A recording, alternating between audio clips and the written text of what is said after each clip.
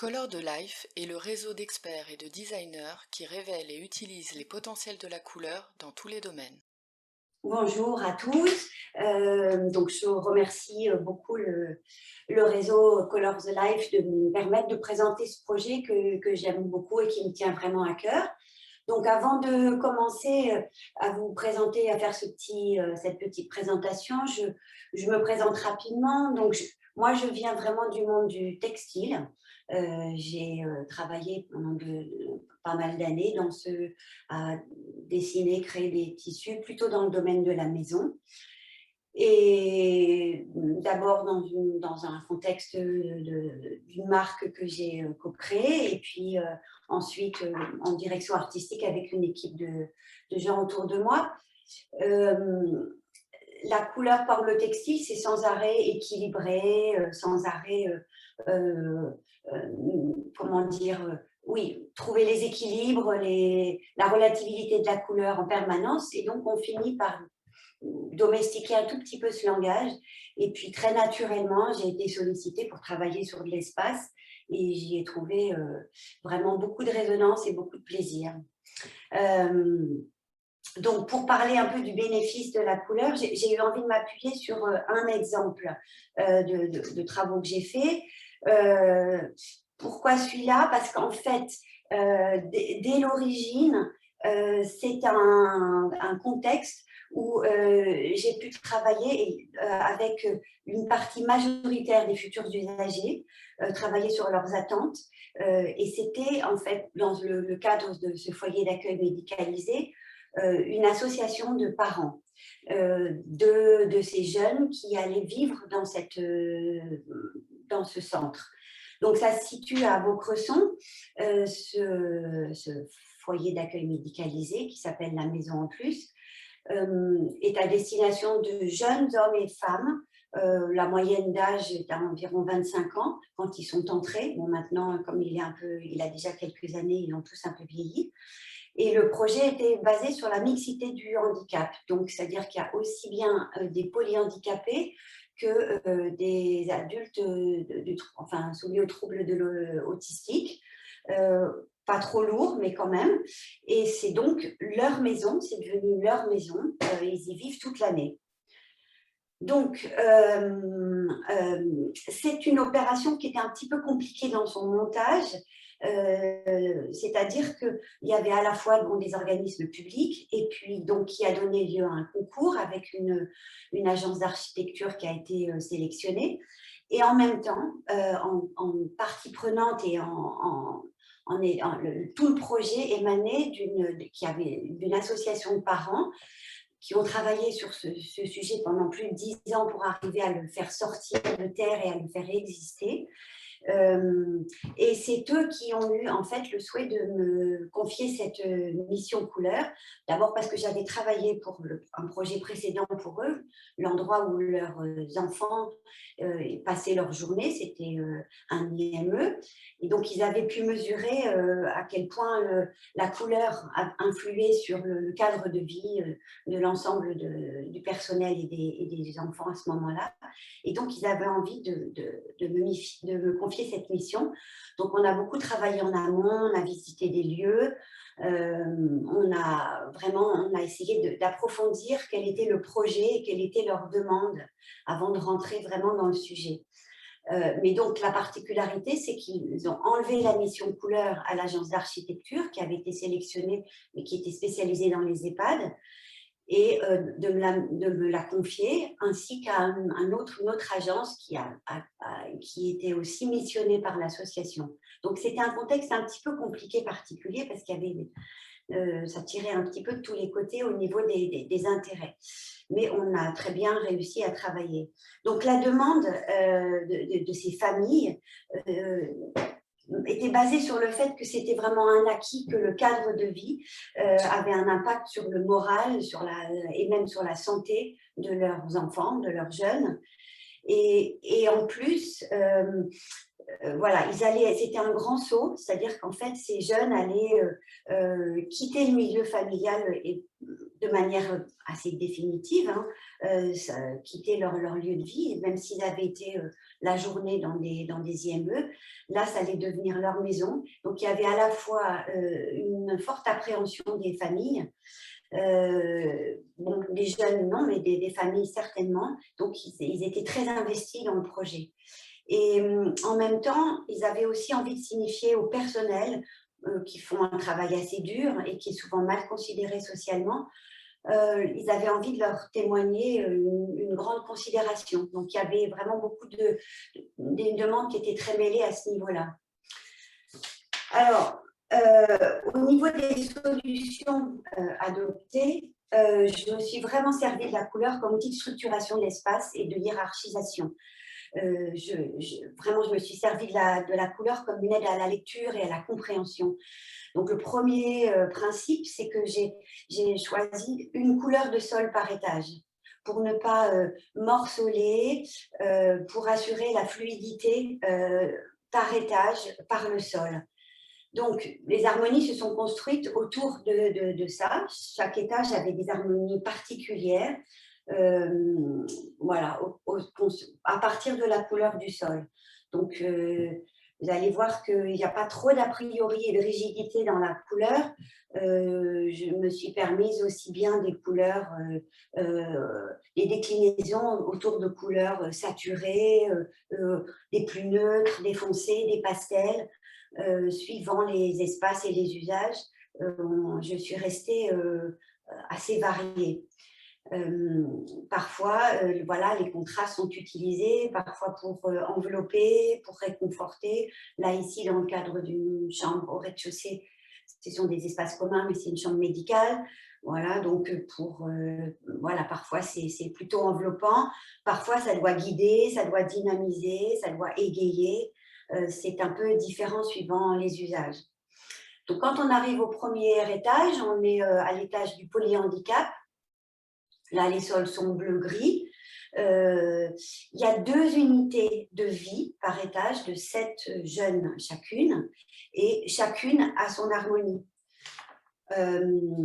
Donc, elles se retrouvent dans les couloirs, dans les circulations, mais aussi dans ces salles de vie, qui sont appelées salles de vie, qui sont un peu vraiment des pièces à vivre, où il y a beaucoup d'activités, il y a les télévisions, il y a la musique, ils y prennent leur petit repas. Donc, chaque unité de vie a une harmonie et donc une salle de vie avec une harmonie différente. Quand on arrive au deuxième étage, on est à l'étage de l'autisme. Le sol est mauve grisé. Et là, vous voyez, on est dans une sortie d'ascenseur et c'est une harmonie qui peut paraître un peu surprenante pour un étage d'autisme. Mais en fait, j'ai beaucoup travaillé avec les familles, donc, et mes a priori sont vraiment tous tombés. Cette demande de couleurs très gaies, très joyeuse, avec des couleurs saturées, était complètement assumée par les familles, en me disant que les enfants et les jeunes avaient beaucoup plus peur du blanc et des blouses blanches et de tout ce qui pouvait rappeler le soin et les traumatismes liés à l'hôpital. Donc, ils étaient très rassurés par cette ambiance colorée forte. Ce sont des espaces qui sont souvent encombrés à l'usage avec du matériel, des affiches, etc. Donc, j'ai vraiment privilégié la lecture par plan coloré. C'est-à-dire que, voilà, vraiment, essayer de garder une sorte d'uniformité colorée par plan. Et on va le retrouver sur d'autres contraintes que je vais développer après. Parce que, voilà, vous le voyez, à l'usage, tout ça, voilà, il s'y passe plein de choses. Donc, moi, j'ai à la base essayé de donner des plans colorés relativement simples. Quand on arrive au troisième étage, c'est un étage d'activité, donc nouvelle dominante à partir d'un nouveau sol. Et donc, ça donne lieu à des nouvelles harmonies. qui sont déclinés souvent suivant les usages. Donc, effectivement, là, on est dans une salle d'art plastique, on est un petit peu léger. Quand on est dans une salle, par exemple, d'apprentissage, là, la couleur se fait extrêmement discrète, la concentration est privilégiée. Donc, voilà, on est dans des harmonies assez sobres. Et puis, parallèlement, quand on est dans une salle là, qui s'appelle l'Atelier des saveurs, c'est un endroit où les familles ils sont beaucoup pour faire même des repas familiaux. Donc là, la couleur va plutôt être appétissante ou gaie, ou plutôt dans cet esprit. Alors, le deuxième principe, on va dire, ou la deuxième chose que je me suis donnée à la demande des familles, c'était d'éviter les codes des institutions, d'être plutôt dans des codes domestiques. Et là, dans l'entrée, tout de suite, l'idée, c'était d'accueillir et d'affirmer un petit peu la singularité du projet et de casser directement les codes ou les attentes qui sont liées au handicap. Donc, quand on rentre dans un foyer pour handicapés, on s'attend à avoir un certain nombre de codes. Et l'idée, c'était justement de dire, non, on n'est pas dans ces codes-là. Donc, il y avait une énorme contrainte pour arriver à répondre à ça. C'est tout de suite la lecture des protections de bas de mur, et qui sont très typiques des hôpitaux et de tous ces lieux où il y a des fauteuils roulants. Donc, il faut protéger les bas de mur des chocs qui sont liés au fauteuil, et aussi des mains courantes. Tout ça, ça signe directement un espace lié aux soins. Et l'idée, c'était d'arriver à essayer de gommer ça au maximum et d'absorber un petit peu cette couleur de protection de bas de mur dans la couleur du mur. Ça, c'était vraiment une contrainte que je me suis donnée, qui me paraissait extrêmement importante. Bon, il s'avère que cette contrainte est un peu complexe parce qu'on est lié aux gammes colorées des fabricants de ces protections de bas de mur, qui sont des matériaux dont la couleur est intrinsèque, couleur compacte. Et là, on est un petit peu dépendant des couleurs des fabricants. Donc là, je fais un petit aparté pour dire qu'au niveau du mobilier aussi, on a essayé d'avoir des touches domestiques, d'être un petit peu moins médicalisé.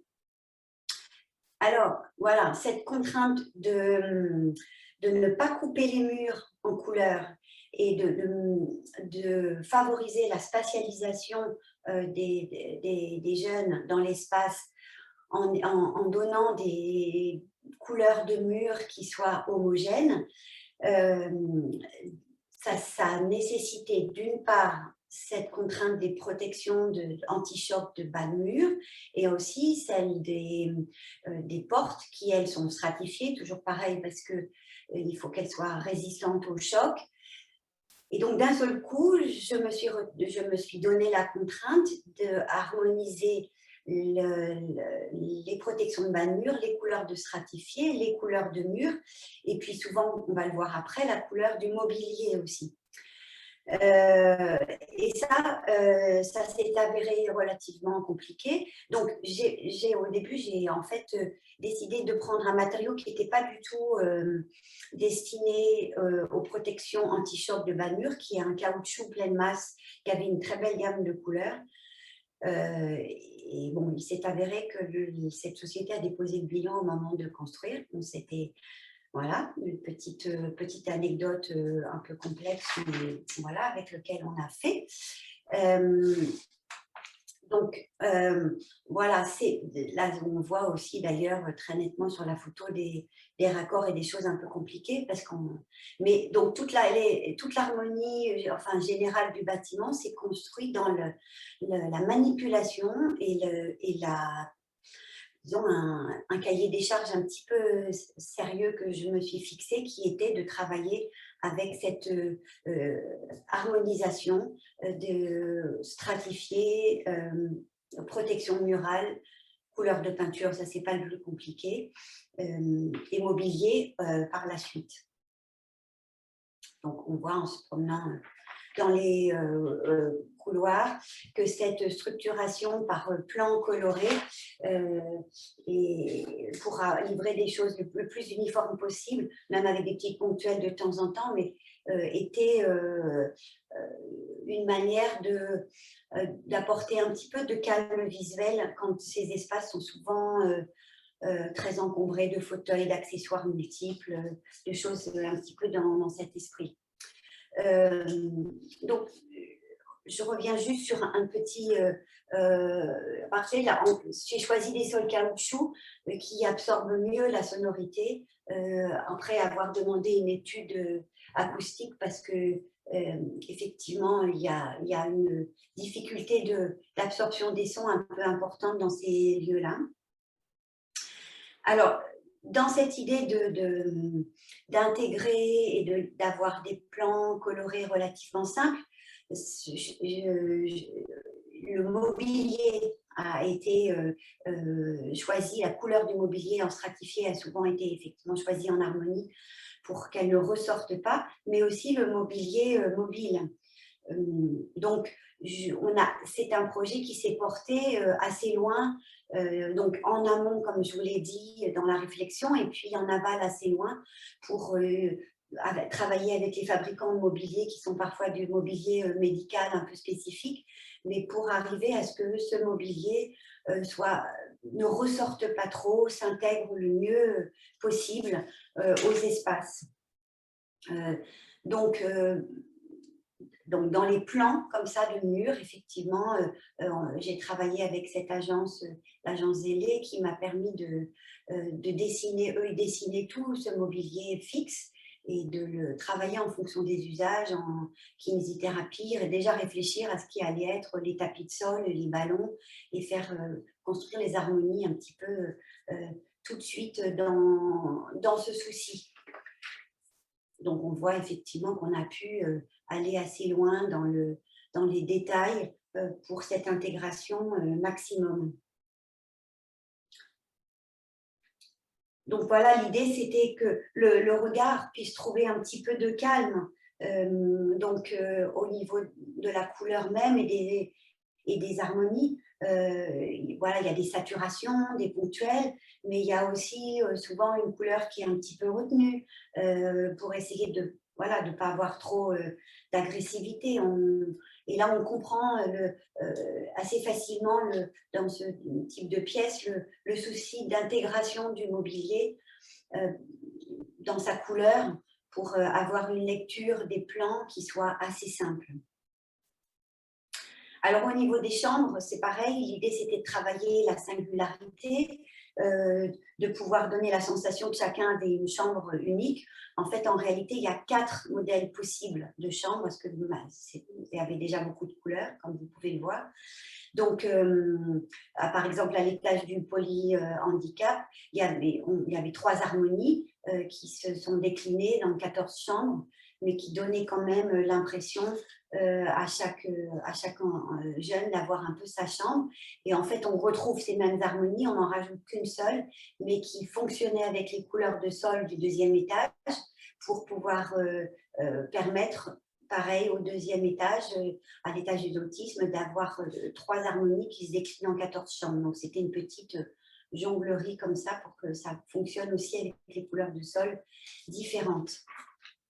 Et donc, on voit que après, l'idée, c'était que chaque famille puisse s'approprier un petit peu les chambres, amener ses draps, investir l'harmonie colorée. Donc, les familles pouvaient choisir la couleur qu'ils voulaient pour la chambre de leur enfant. Voilà, c'était une façon de rentrer un petit peu dans la personnalisation de chaque espace. De la même manière, effectivement, on a essayé de donner un petit peu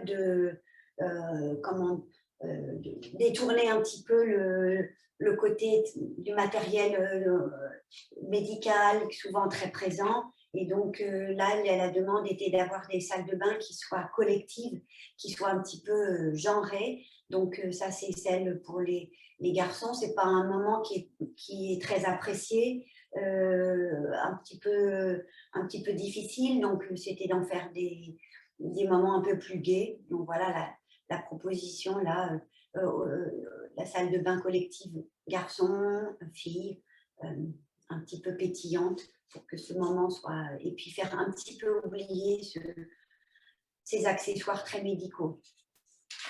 Voilà, donc en conclusion de ce beau projet qui s'est mené sur une longue période, alors effectivement, le seul but était de rendre agréable et rassurant ces espaces. Et bon, le retour a été extrêmement positif. D'une part, de la part des familles, bon, ça c'est la première chose puisque c'était le but majeur, et puis aussi beaucoup le personnel qui se sont sentis effectivement assez valorisés d'arriver dans ce lieu un petit peu différent, un petit peu unique. Les familles et les jeunes bon, se sont tout à fait appropriés le lieu. C'est un lieu où les familles viennent beaucoup, participent énormément, ils viennent passer des moments, ils viennent passer des journées. Ils avaient envie de s'y sentir bien ensemble. Donc là, il y a eu un élan assez positif de cette envie de partager ce lieu ensemble. Et effectivement, bien sûr, j'ai envie de dire que c'est une expérience assez